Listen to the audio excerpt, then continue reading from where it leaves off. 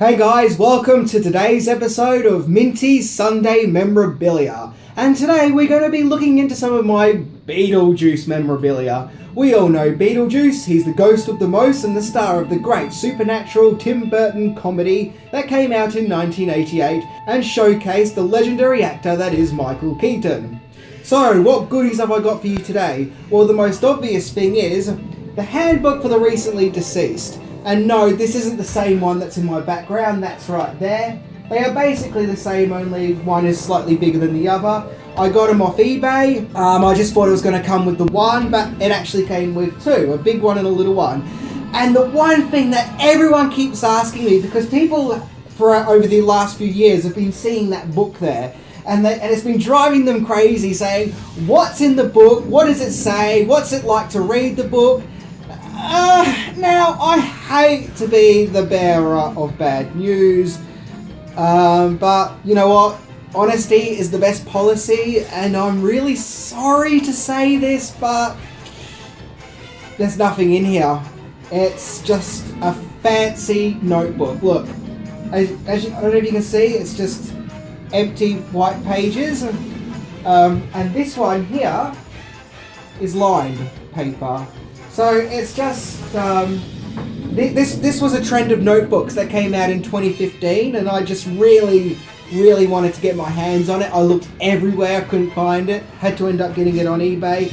It's just a fun, decorative notebook, but I really wanted one just to put on display. I thought it would look really cool here, and well, I ended up with two, and it's without a doubt one of my favourite memorabilia possessions that I own. I just love it. I don't touch it, I don't doodle in it. This one I just seal up in some plastic and it's on display in my living room, and even people who come over to my house, they see it and they're like, oh my god, Handbook for the Recently Deceased. So if you like collecting memorabilia and merchandise and you want this is something really cool to have on display.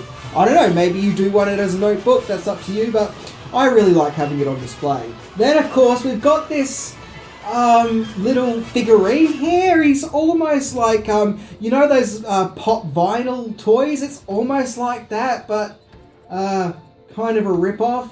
I don't know, I'm not the biggest fan of this. I don't know if can you guys see that? It doesn't look really cool. I mean, it's not the kind of thing that I see and I'm like, oh yeah, I've got to grab me that. I just got it because it was on the cheap and it's currently covered in dust, because I just thought it would look good on my bookcase, really. I don't know if you can see though, something that really baffles me about this is that Beetlejuice has got a moustache. He's got like a little tash happening. I don't know if you can see that there. And I thought to myself, that's weird, Beetlejuice doesn't have a moustache. But after getting this figurine, I actually went back and did some research and looked at some stills. Not necessarily the film, because I only have it on DVD, so I don't have a pristine print of it, but I went back and looked at some, highest of high definitions quality of the actual movie, and yeah, Beetlejuice actually does have a moustache. He's got like a little blonde, sort of stubbly moustache there. Before this figurine, I actually never knew that Beetlejuice is actually wearing a tash. He's a tash-wearing supernatural comical demon. Yeah, I bet that shattered your world. We also got, now a friend gave me this, I don't know if this is from a play set. It's a little Lego man figurine of Beetlejuice. He's got like a little green TNT there. This brings me to my next point. The ambiguity behind the colour of Beetlejuice's hair.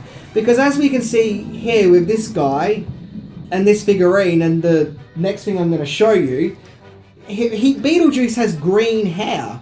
Now, I, growing up, always thought that Beetlejuice was blonde, because to me in the movie, his hair always looked blonde.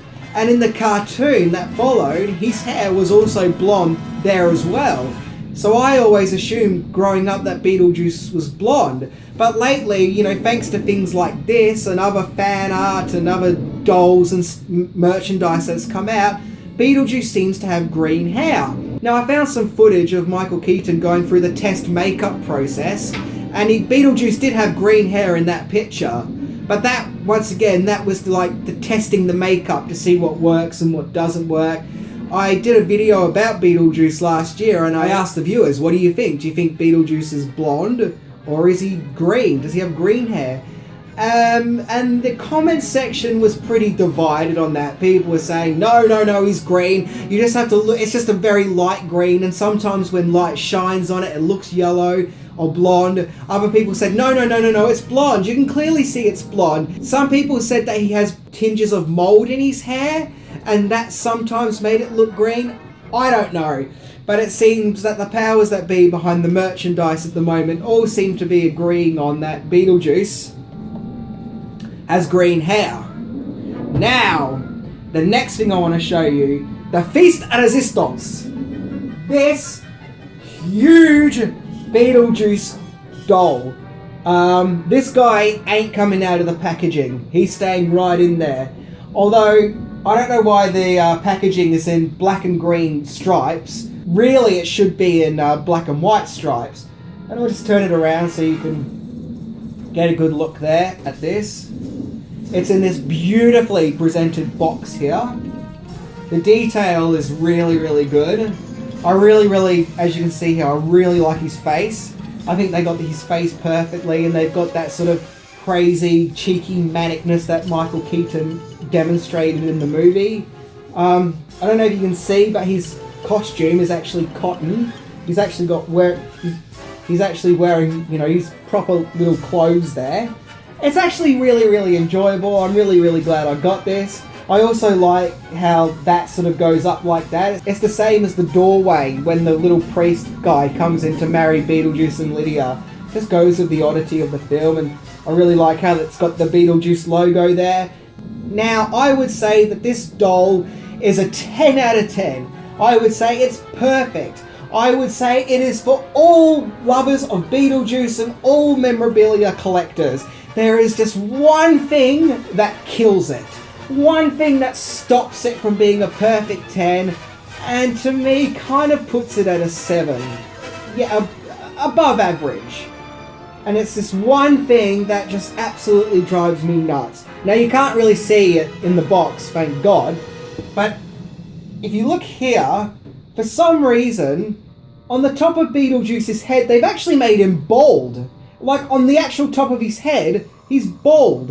And Beetlejuice wasn't like that. I mean, yeah, I think they gave Michael Keaton a thinning wig to make it look thinning, but he wasn't deadpan bald.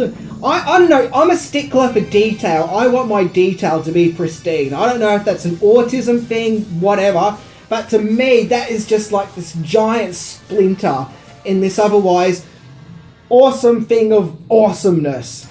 And if anyone thinks I'm making a big deal about this, just imagine if there was a Minty doll, right? And it was full of hair. Like this Minty doll has so much hair. No. If you're a collector, I think you kind of want your thing that you're collecting to be perfect and to perfectly represent the movie.